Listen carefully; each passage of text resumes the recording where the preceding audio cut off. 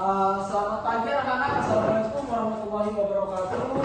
Waalaikumsalam warahmatullahi wabarakatuh.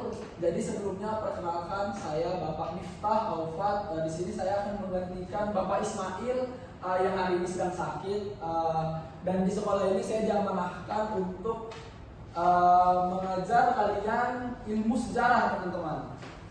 Jadi untuk mengerucutkan pembelajaran hari ini, kita sebelum masuk pelajaran hendaknya kita membaca doa dulu. Siapa ketua kelasnya? Angkat tangan.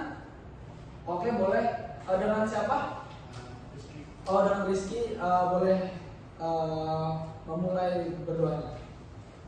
Teman-teman, sebelum memulai pembelajaran, marilah kita berdoa menurut kepercayaan dan keyakinan masing-masing. Doa dimulai.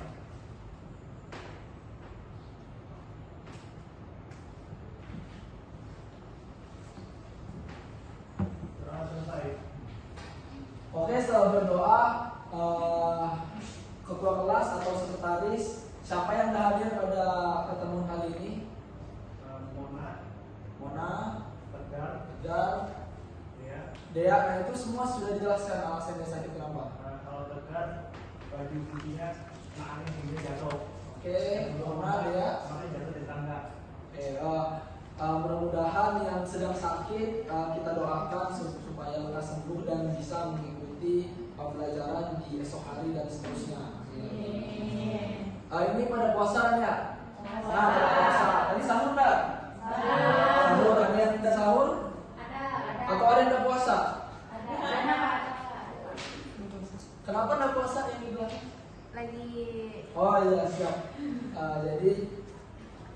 Jadi sebelum pembelajaran hari ini, Bapak akan menjelaskan dulu inti dari pembelajaran materi sejarah pada hari ini adalah tentang detik-detik proklamasi.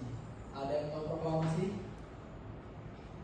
Tidak apa-apa, kita kan juga belajar detik-detik proklamasi. Jadi Bapak menjelaskan juga proklamasi itu apa dan siapa yang membuat draft naskah proklamasi, kemudian siapa yang nanti ada yang siapa yang mengibarkan bendera, dan kenapa pada saat itu hanya Soekarno dan Hatta yang mentandatangani proklamasi. Padahal seperti yang kita tahu bahwa pada saat kelangsungan membuat draft proklamasi ada anggota PPKI di situ, ada anggota muda, ada anggota tua, dan kenapa pada akhirnya Soekarno dan Hatta nanti kita akan pelajari. Jadi untuk pertama kalinya Soekarno dan Hatta tanggal 16 Agustus tahun 1945 mereka ke kediaman masing-masing dan hendak ke kediaman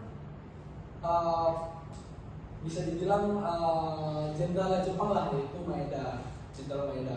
Nah, Jenderal Maeda sendiri walaupun dia tidak ikut serta dalam memperjuangkan Indonesia, dia sangat jasanya lah, entah rumahnya yang dipakai, tahu kan pada akhirnya di mana letak perumusan draft naskah proklamasi. Nah, yaitu di rumah Laksamana Maeda, gitu teman. Nah, jadi kenapa pada akhirnya Laksamana mau? Malah Laksamana Maeda mengundang Soekarno dan Hatta serta Hamid Subarjus dan teman-teman dari Indonesia untuk di rumahnya. Pertama, karena rumahnya Laksamana pada saat itu lumayan luas sekali sehingga banyak orang yang bisa masuk. Dan kenapa pada akhirnya Laksamana mau dan mengundang? Karena Laksamana Maeda, bahasa sekarang respect kepada Indonesia, karena Laksamana Maeda sebelum dia di Indonesia dia kerja di Belanda, dan pada saat itu ada Ahmad Subarjo yang bersikeras yang untuk mendekati Laksamana Maeda lah. Nah, disitulah kayak dilihat Laksamana, mungkin Laksamana ngomong hebat juga nih Indonesia segala macam dalam memperjuangkan Indonesia. Mungkin dari situ Laksamana Maeda respect. Ini personal pribadi kepada diri sendiri. Itu sudah Laksamana Maeda.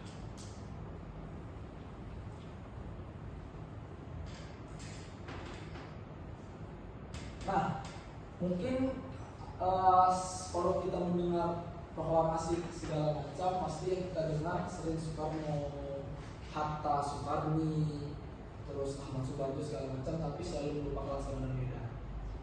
Ya seperti itu jelaskan tadi, Laksamana Medan jasanya sangat ada dalam perjuangan kita. Dan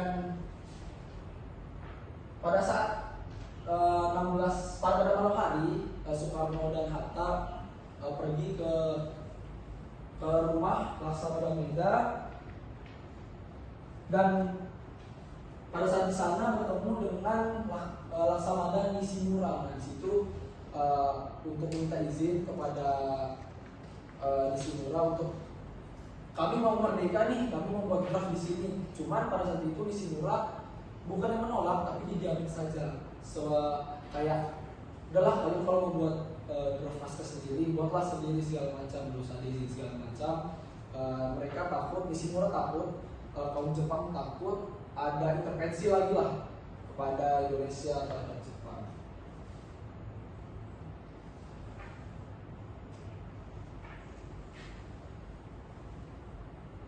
Nah, pada saat itu juga dan dalam draft naskah proklamasi tersebut Soekarno dan Hatta mengajak anggota PPKI dan golongan muda. Dan pada saat itu yang hadir banyak, dan jadi mereka berunding segala macam untuk membuat draft naskah proklamasi, dan selesai pada malam itu juga. Selesai pada saat diumumkan. Nah, ternyata pada saat draft proklamasi, biasa kan kalau misalnya berforum banyak orang yang ngomong tuh itu aja. Nah, yang itu aja ini justru Soekarno, kemudian ada Soekarni,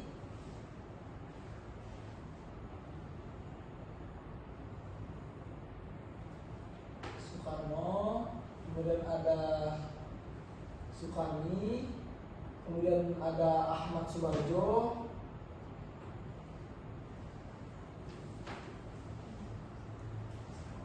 kemudian ada yang tahu di sana dulunya? Oh, kita lupakan Hatta dan Sayuti Melik.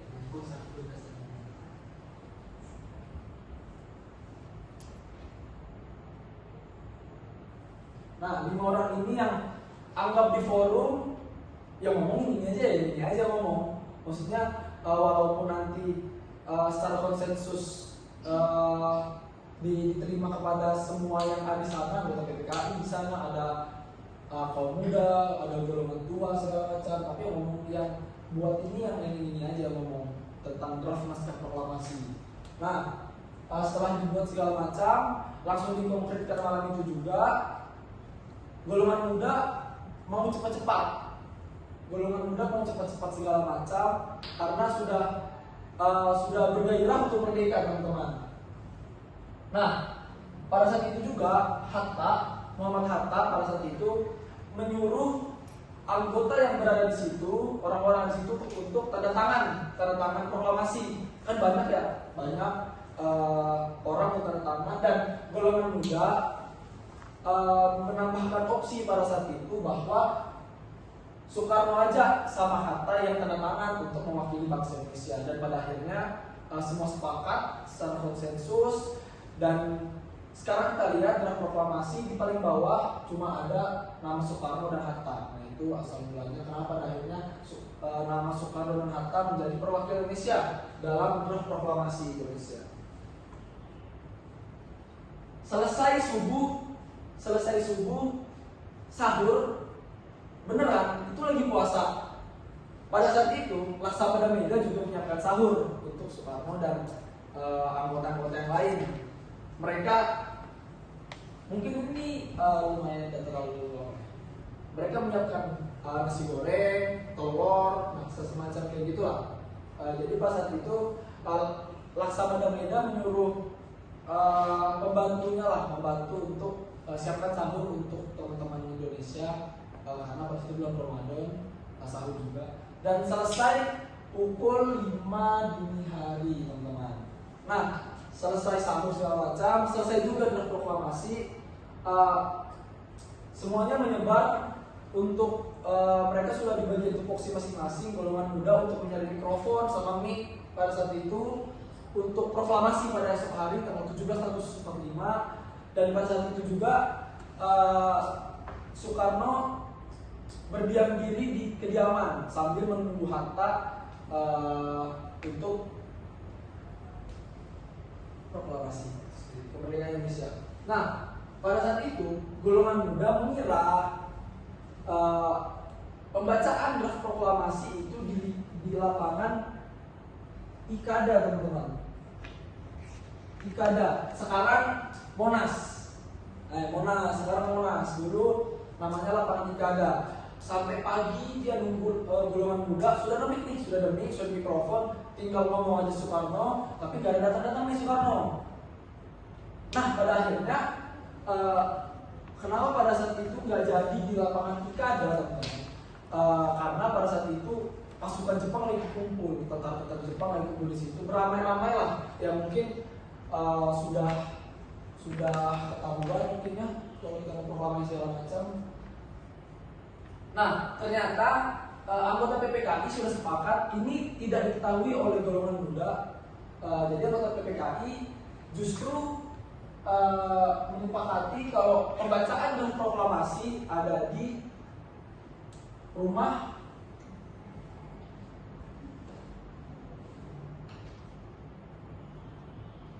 di Jalan Pangsaan Timur nomor 56. Nah, ada tahu ini rumah siapa katakan? Ini adalah rumah Soekarno, teman-teman. Jadi PPKI semua sepakat anggota PPKI bahwa kita pembacaan proklamasi di Pangsaan Timur aja, dan itu belum sampai ke telinga golongan muda. Makanya golongan muda pada saat itu di Monas, dulu lapangan Ikada, sampai berlama-lama lah, tapi tidak juga lama, mungkin berapa jam juga. Nah, jadi pada saat mendengar bahwa PPKI telah sepakat di rumah Soekarno, golongan muda pun justru bergegas ke Pangsaan Timur nomor 56 ke kediaman Soekarno untuk menonton, atau kan ada mic-nya sama golongan muda, jadi memberi mic kepada Soekarno bahwa kita telah merdeka. Nah, pada saat itu jam 10 pagi, lagi-lagi yang berdiri golongan muda kayak ayo sudah cepatin kita harus merdeka. Tetapi Soekarno tidak mau, bukan tidak mau merdeka, tapi menunggu Hatta sendiri. Karena Bung Hatta agak telat sedikit ke kediaman Soekarno, jadi Soekarno maunya harus ada Bung Hatta yang menemaninya sampai akhir. Nah, jadi cukup sekian, mungkin terlalu cepat.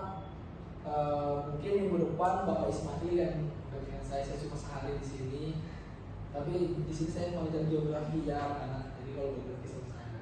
Di sini saya diamanahkan kepada dari kepala sekolah untuk belajar sejarah mengenai detik-detik proklamasi.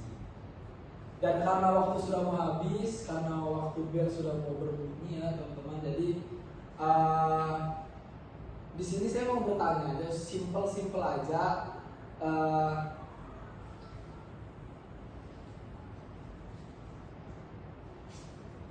Di manakah, gampang dong, di manakah